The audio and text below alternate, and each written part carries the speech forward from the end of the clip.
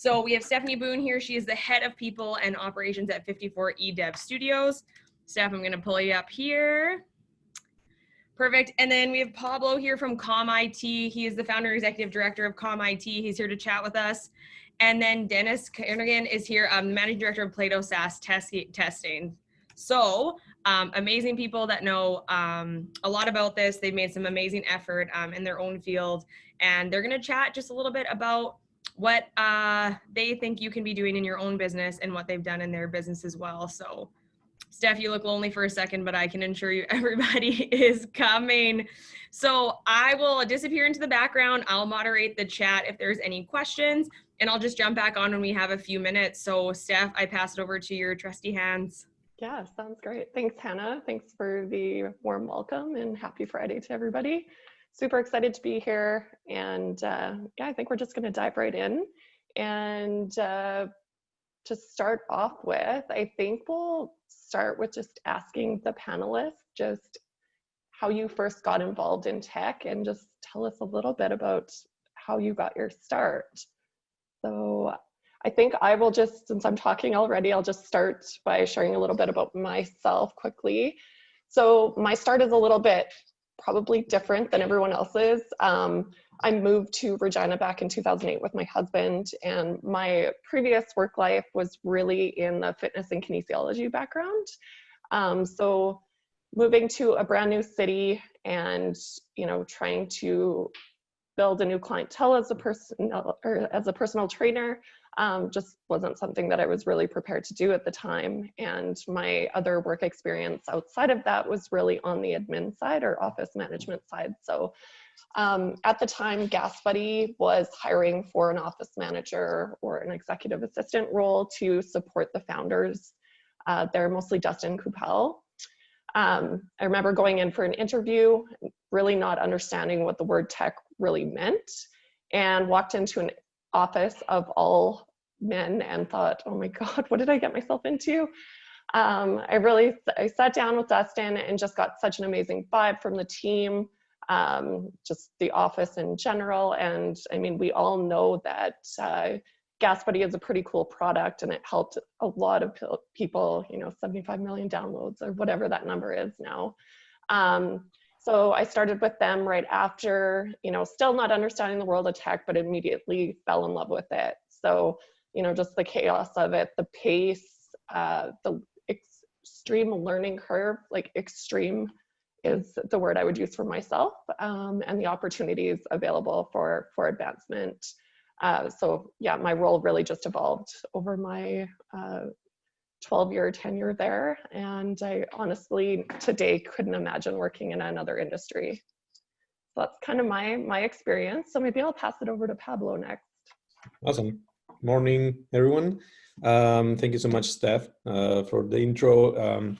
My personal experience, well, was kind of different because I actually, come from computer science. I took a master's degree in computer science and a bachelor's degree in computer science back in South America, and then an MBA. And then I worked for different companies like Microsoft and IBM and a couple of other big companies and other small and medium-sized companies as well. I worked for over 20 years by now in IT. And then like 10 years ago, I decided that I wanted to give back to the society, but not by coding a website or a mobile application for someone, but actually trying to teach and do something different, give a first chance to people like the one that I would have liked back then, like someone, some people gave me the chance to start in IT, and I decided that it was good to do the same for those who are coming behind. So I started doing this back in South America of training people. I was the teacher. I was like doing everything and doing everything on my spare time while trying to pay for the bills. And then I moved to Canada 5 years ago, here to Winnipeg. And since coming in 2015, I kept doing it like remotely. The charity back in Argentina grew a lot. And then back in 2017, in 16, I decided to create a new charity here in Canada. And in 2017, we ran the first pilots in Kitchener and Winnipeg.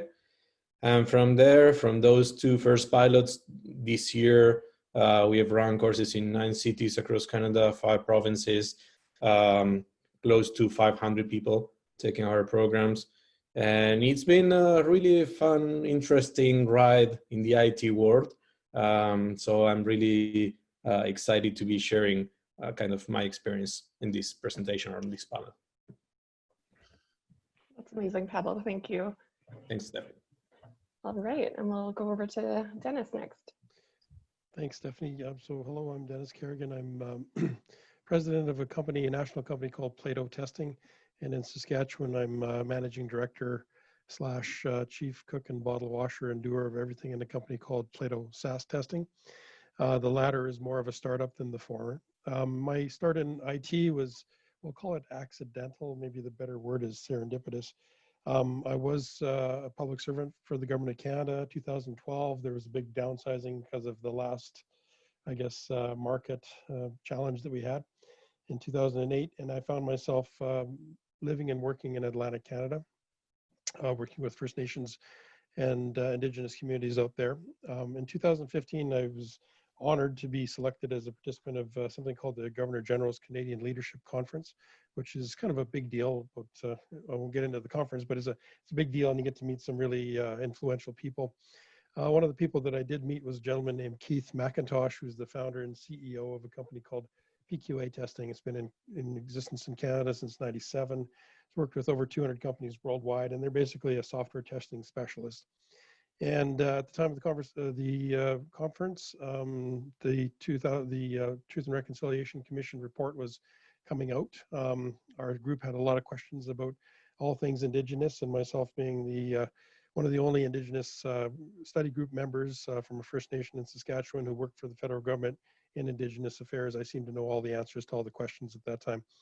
And Keith and I had a conversation. The idea was, using software testing as a vehicle for bringing more Indigenous Canadians into careers in IT, and basically starting out as software testing and seeing where things could go. The idea of creating a training course and offering full-time permanent employment to people that are able to pass the course. The conversation that we originally had happened on June 8th of 2015. The first training course started in September of 2015, and the original company, PLATO Testing, was born in January of 2016. And myself, being a CEO or president of the company, living in Saskatchewan, all of my staff were somewhere else in Atlantic Canada and Vancouver, and I wanted to bring it here. And just in conversations with FHQ Developments, we had the idea of creating a startup in Saskatchewan. And had I known that it would have been as much work as it was, I might have had second thoughts, but it has been very much the most rewarding time of my professional career. So I'll stop there. I've got a long story to tell. Thank you. That is great. Happy that you brought it to Saskatchewan and faced the challenges and brought it here. That's awesome. All right, so we're going to jump into the next question here and just really talk about kind of best practices. So we are talking to a bunch of startup founders, mentors, just people in the local tech community here in Saskatchewan. So just want to talk about best practices that you've seen when it comes to creating a more diverse and inclusive company and or community, and things that you have experienced or seen others do. So maybe we'll start with Pablo this time, and I'll finish it up. Sure. Okay, so luckily I've been lucky enough to see companies across Canada from again, like multiple provinces, and the thing that I've learned is, well, I actually, from ComIt, we talked with you, Steph, many times, and one of the things that I've learned that it's probably the best practice in order to promote diversity and inclusion is when companies change their mindsets, which is not an easy thing to do, and it's to understand that talent comes from anywhere, from any background. So that means that any person has a brain above their shoulders, so they are physically able to think and to excel and to have potential and to do things.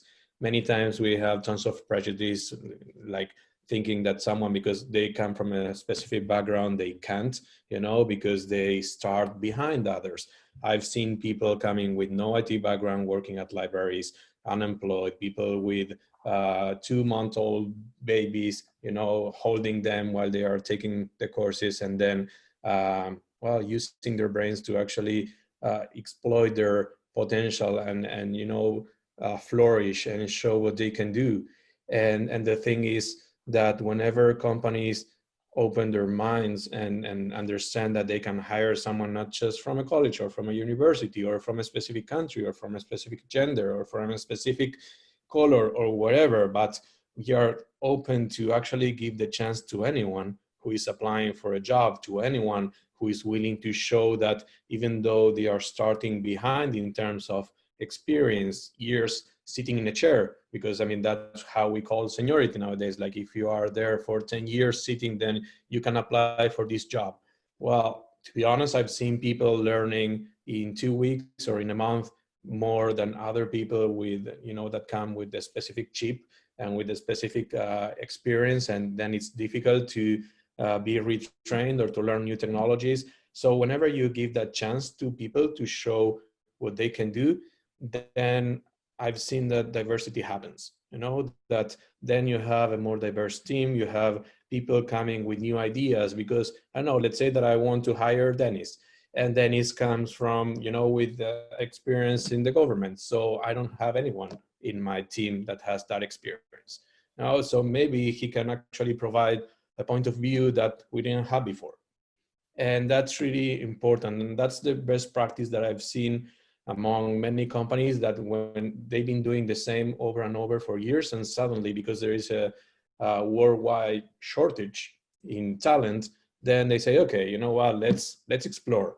Let's see what we can get. And then when they do that, actually they start growing and they start hiring people who grow really fast, who create a new culture in the company.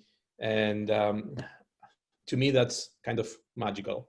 But yeah, that was my experience over the last 10 years. That's great. I agree. I agree with a lot of what you said there, and I'll touch on that here in a minute, but I'll let Denis go first. Sure. In terms of barriers, I guess, our best practices, I mean, I think I would have to echo a lot of what Pablo said. I mean, for our own, and speaking sort of from the Indigenous voice, I guess, a lot of what we see are a lot of people that coming into the program don't necessarily believe that they have what it takes to do the job.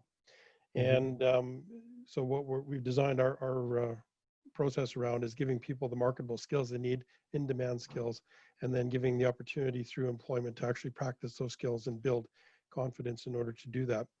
I mean, in theory, it seems like an easy thing to do, but in order to run a business, we have to convince another company to actually purchase the services of a workforce that may not be as experienced as some others, or may not be as cheap as others.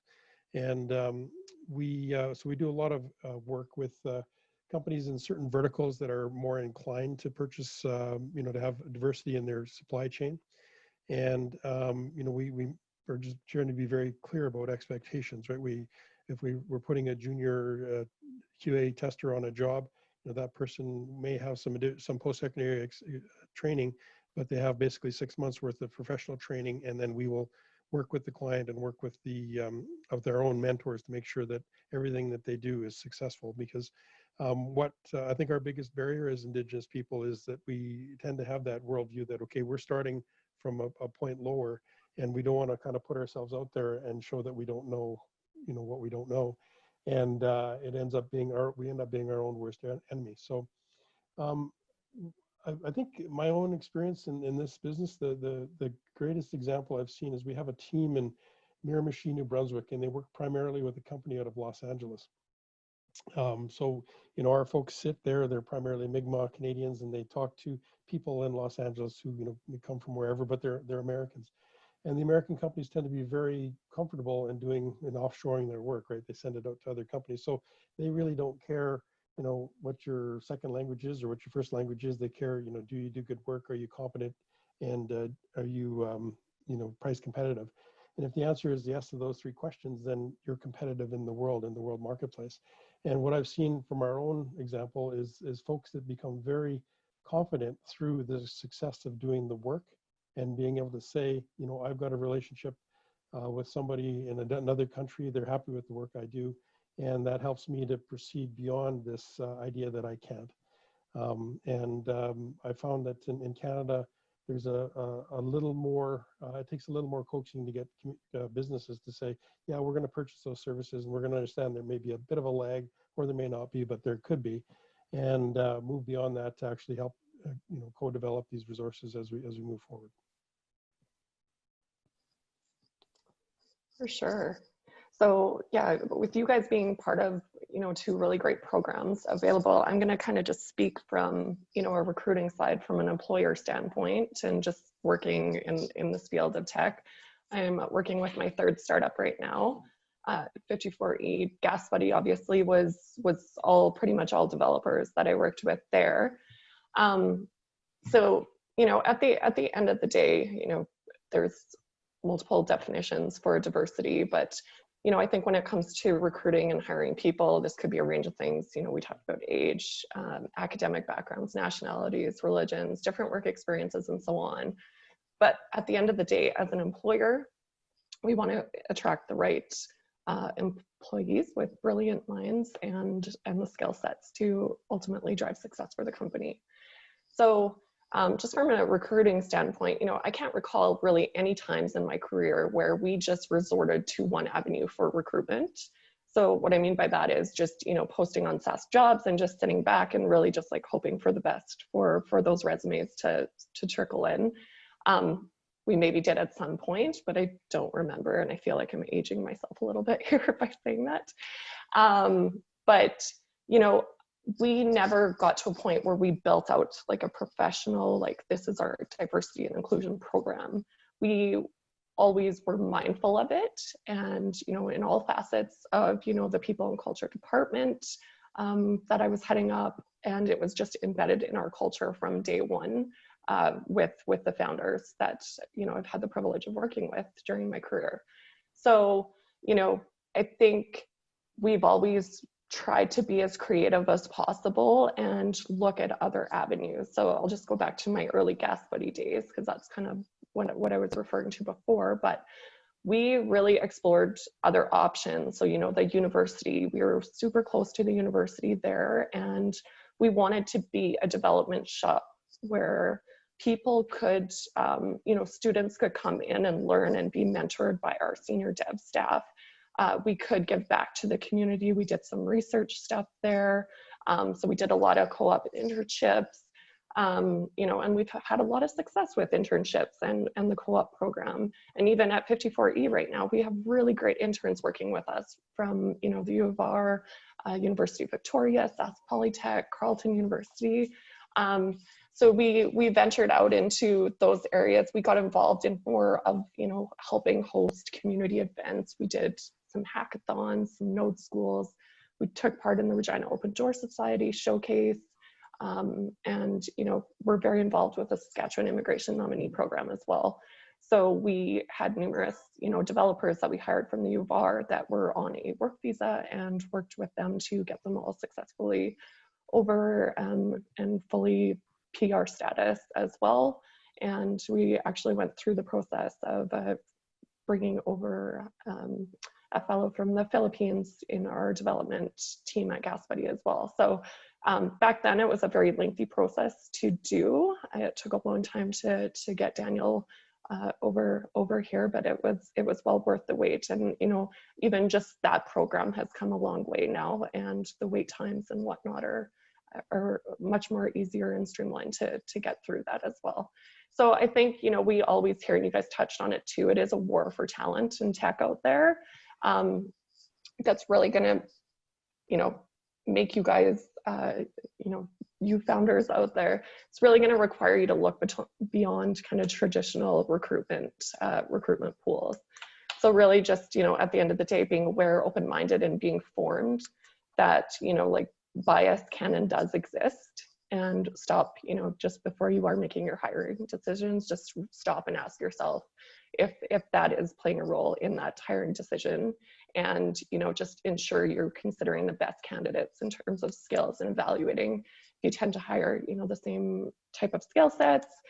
Different people will bring more to a company, and ultimately more productivity and success, because they have different viewpoints and experiences, like Pablo was stating before. So 100% on board with what you guys both said. So thank you. All right. All right, so we're going to jump into kind of, barriers and challenges that exist currently as it relates to diversity, inclusion in the tech ecosystem locally and across Canada. And I think we touched on some of this in the last question a little bit, but maybe I'll just jump in here really quickly. And obviously, the point I want to make here is just women in tech in general.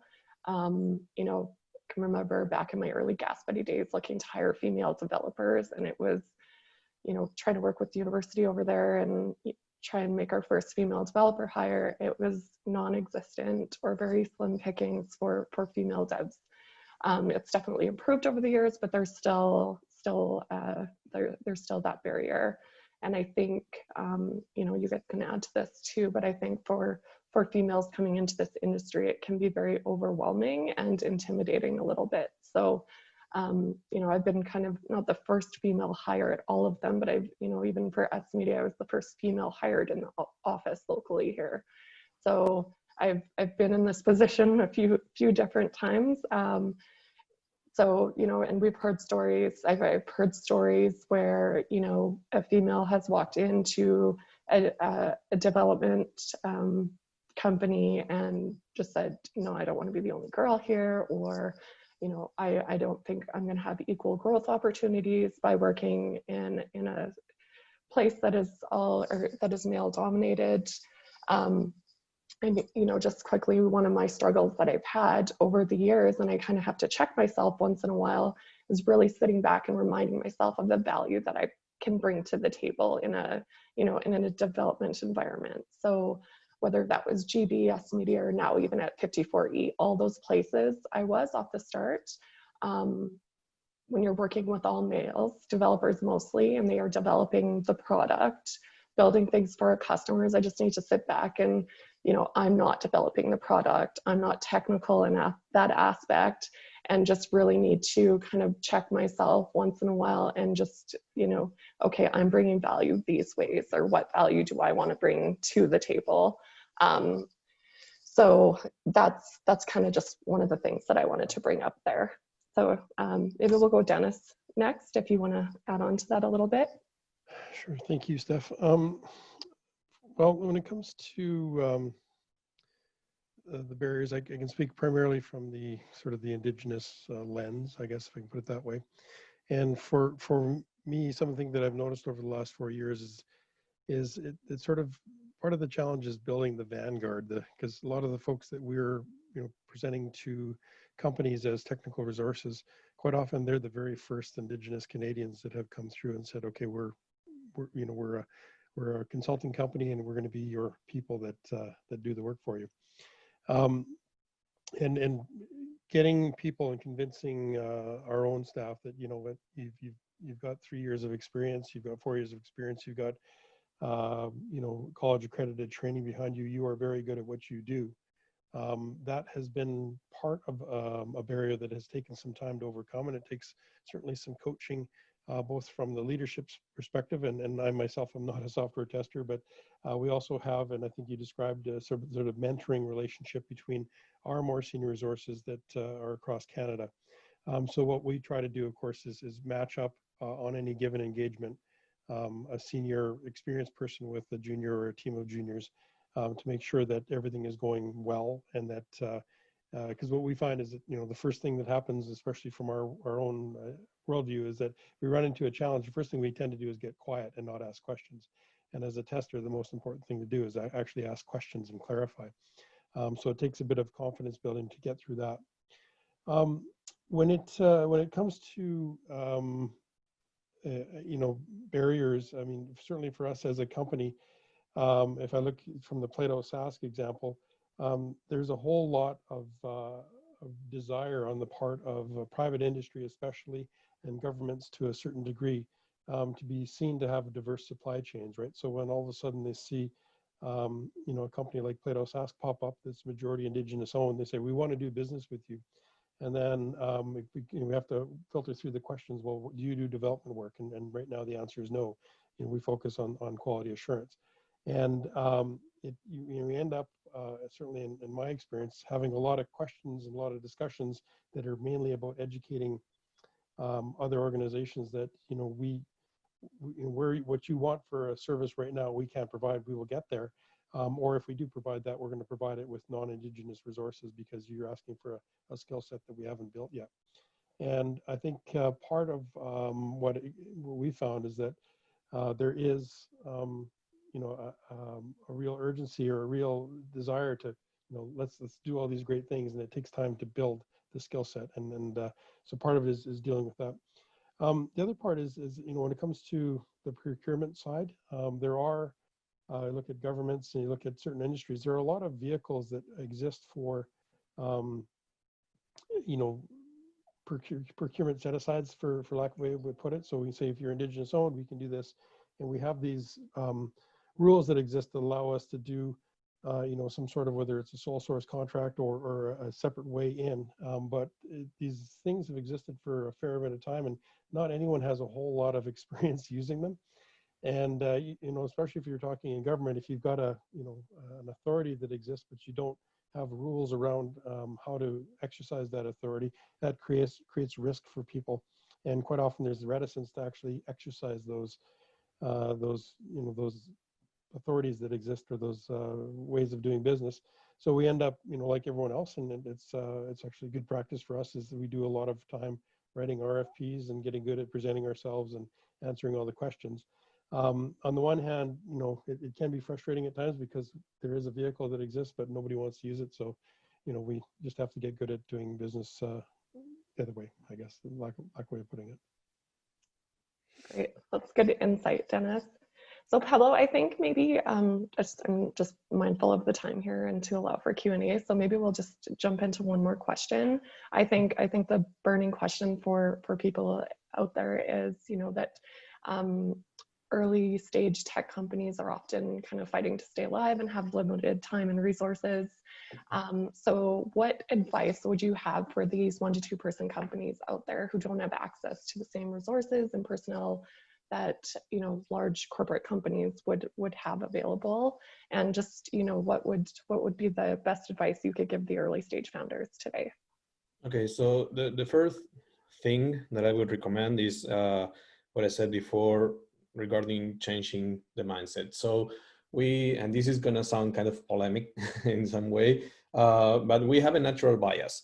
That means that, let's say that I'm from Argentina. So if I have a candidate that comes from Argentina, I will say, hey, he's like me or she's like me. So why not? I know what they learn at this university, or so many times I go to Kitchener-Waterloo and they are like, hey, I want to hire people from University of Waterloo because they are the best, And the same happens everywhere. You go to Regina and it's, U of R or Sask Poly, So let's say that we have, on the one hand, one person with no formal education that's been working on personal projects and tells you that they've been learning and trying to learn online, and they are showing interest and passion and things, And then on the other side, you have someone like you. Who are you going to give an opportunity to?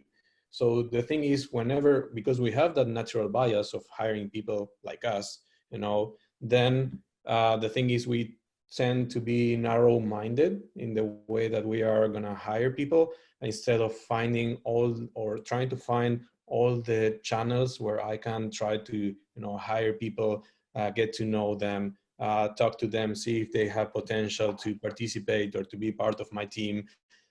See if they need 1 month for me, to mentor them and train them.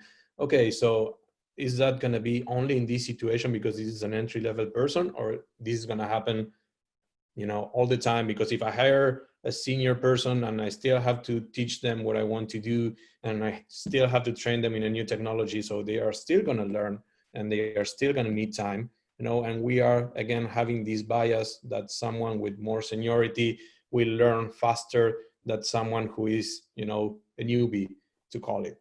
So my recommendation for startups is to look for all the channels. Indeed, you know, like job post platforms, colleges, universities, the ones that you attended and the ones that you didn't. Look for projects like Plato, looks for projects like ComIt, looks for boot camps, look for people who are self-taught, you know, so, but give them the chance to actually prove you that they have the potential to be part of the team. Look for, as many recruiters say, look for the right fit. Look for the people who will add to your culture. And the right fit is not always having the same person as I am. You know, it might be someone who is complementing you, someone who is the opposite of you and who is bringing something new to the table. So I think that the first thing that I would do, and the thing that I did while creating ComIt and other projects, is to understand where I want to go, what my goal is as a company, to understand if I need someone different on my team or if I need to replicate myself. And if I'm replicating myself, am I gonna clash with myself? Understanding all those kind of things, I think is the first step to understand who I want to bring to my team, you know, and then you have plenty of options: internships, hire someone, offer someone to be, you know, a partner. There are many things that you can do as a startup owner, you know, but first you have to define where you want to go, who you want to be, you know, and who you want to bring to your team.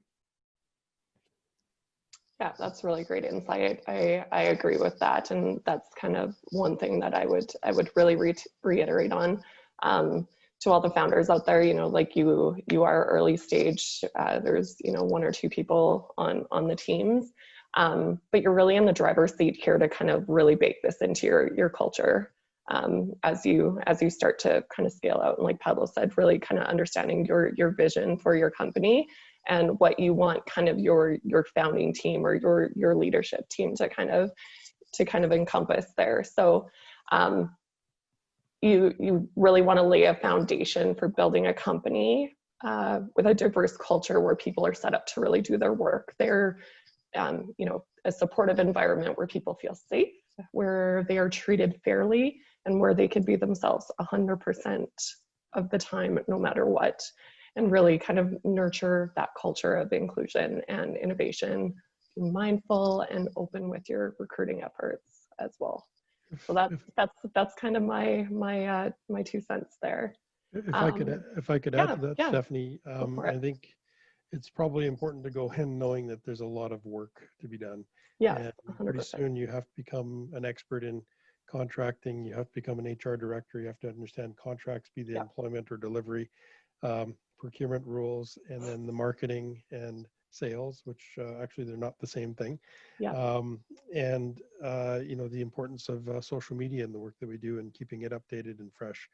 It ends up being, you know, very much a 24-hour day, and even if you take a day off, your mind doesn't shut off. So no, exactly. It's something to keep in mind going in, but to see the growth and to get the I guess the return in terms of energy that comes from building something is really the payback, right? Yeah. That's something that I would add as well. Definitely rewarding. And yeah, definitely wearing a lot of hats in the early days, but yeah, definitely seeing the company scale to fruition and watching your team grow is amazing and very, very rewarding. So thank you both for the insight. Hannah, how are we doing on time? Do we have any questions that we should jump into?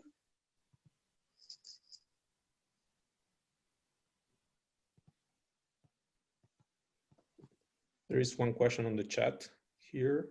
Oh yeah, there is. I'm here. Hello. Yeah. Sorry, we're having a forklift issue. So we were trying to figure out if the scissor lift was going to go off or not. Anyways, thank you all so much. That was an amazing conversation. You have such amazing insight from your careers. So amazing to talk to people that are in this province and living and breathing, you know, these things that our founders really want to do. So there is a question. It's actually from Annika Mang. I know it says Cameron Mang. So the question is, how do you make sure that job descriptions are non-biased and reach various genders, backgrounds, etc.? Also, are there certain places to put up job descriptions to reach varying backgrounds? So you can all jump on it. One of you can jump on it, whatever you think. I can talk about kind of where I've been posting and where I do a lot of my recruiting, but depending on kind of the position, I guess, that you're hiring for, or if you have an application or an applicant tracking system that you use, a lot of them will post to a bunch of free job boards. But during my time at S Media, I found that we had the best results recruiting or incoming resumes, I guess, through LinkedIn, Glassdoor, and Indeed were kind of our three top places where resumes would come through. But there is multiple channels to, if you want to apply through, or get connected with ComIt if you're looking for developers. If you want to, all of the universities have career boards there. The U of S has a career link that you can post to. U of R has something very similar there too. And then just in regards to the job descriptions, they're depending kind of what you're looking to do there, but a lot of companies will just put a snippet kind of at the end of the description, just saying that they are an equal opportunity employer, and qualified applicants will receive consideration for employment without regards to race, color, religion, sex, age, all of those things as well. Yeah. And there is one question from Jordan as well. If I can answer live, Jordan. It says, how important do you feel belonging is when it comes to maintaining a diverse and inclusive team culture? We know recruiting is important, but just wondering about any tips on helping create belonging once people are on the team. And the thing that I can answer, I mean, though I'm not at a company, and probably Steph or Denis know a little bit more than me, and what I'm going to answer you has to do with my experience, like watching hundreds of companies.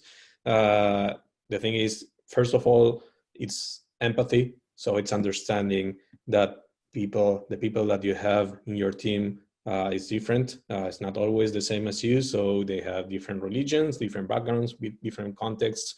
And we are, for example, in this current situation with COVID, we are going through major changes in the way that we are working, in the way that we are relating to each other, in the way that we are, having meetings. So that means that we should be open to let people fail as well, or what we consider it's a failure.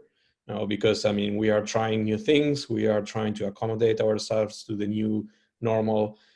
So actually maintaining this diverse team, means that we need to understand that we are all going through different things. That's why the first word that comes to my mind is empathy.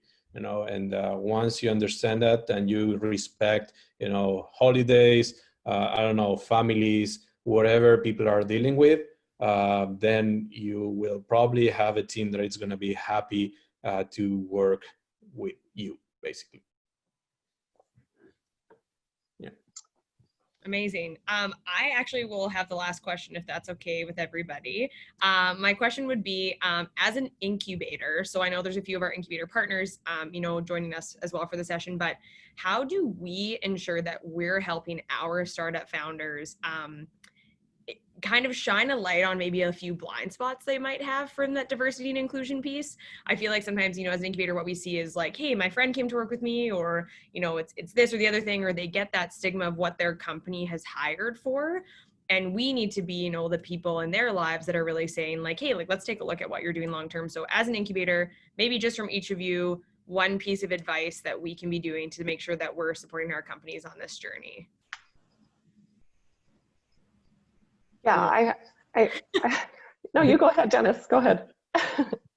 I don't know if I can answer that one directly, but I just in terms of one of the things that we've seen, and as a company that's joined up with another company that had really zero experience dealing with Indigenous Canadians history, was that people were afraid to ask questions and to talk. And what we've done is in the new course through the U of A, the one that Eugene Levy's son is promoting, we have probably about close to 150 people across the various companies going through that course, and then we've created a Slack channel for people to ask questions, and to ask questions of our Indigenous staff and non-Indigenous, and to kind of take a deeper dive into it. And what that has done is certainly brought out people whose home country was India or China or some other they're relatively new Canadians, to be brought into a discussion about what the history is here. And we found that that there's a lot of commonalities between people that come from countries that were formerly colonies and the Indigenous Canadian experience, and that there's been fostering a lot of good understanding there, and it's created, I think, a better sense of inclusion, very much for the Indigenous staff, because they say, well, people are interested in who we are and what our experience is, and then people that come from somewhere else and saying, you know what, I've got somebody I can talk to now when I have a question. Yeah. Yeah, I agree with you, Dennis. It's just to add 2 cents is that we do kind of the same as you are. I agree that communication is key. And one of the things is never assume that because people are quiet or not talking or not expressing that they are not agreeing with what you're proposing, that they are okay with that. As Dennis said, we use Slack, we use the open channel during the classes. We send them emails. We do anonymous surveys. We contact them one-on-one. We tell them to communicate. And as I said, every time that I open a course, I tell them not to die alone in silence, because people do that, they just disconnect and then that's it. And then you don't find out that there is a problem until, down the road, and then it's late. So we definitely, I personally believe that you have to find different ways to communicating with people, because there is no one silver bullet. There are tons of different channels, and until you get a good, broad view of the problem while talking, with every single company at Cultivator, and you understand the real problems that they are facing, then don't assume that you just reach the solution. So. Yeah, and I'll also reiterate that too. Everyone, just the communication key is so key, and everyone will receive communication differently. Just like if you're coaching somebody, everyone's going to need to be coached a little bit differently too. So you just really need to try and understand kind of what is important to them, what makes them kind of thrive, and just really kind of help facilitate or help build off that as well. So that's my 2 cents. I 100% agree with what the guys both said there. Awesome. I cannot thank you enough for being here today. I always feel like it's amazing to have amazing speakers, but we always forget to also thank the amazing companies that you do work for giving you the opportunity to speak and participate and share your voice on behalf of them. We know it's so important, and we know that it is a huge ask. For all of you today, a huge thank you from the Cultivator team, from everybody from Connexus as well. We loved having you. That was so insightful. To everybody who's listening, I also throw this out there, and if you don't agree, then you can tell me, but I'm sure you're all on LinkedIn, and if anybody has amazing some questions or thoughts or wants to know more, they could reach out to you as well. Super happy to connect anybody that we can. So we will be saying goodbye to you three. My pal Amy over here will send you back to an attendee, but you're welcome to stay and watch any of the sessions today. We have just one more here before lunch. So thank you again so much. I'll give you the wave as I share my screen here.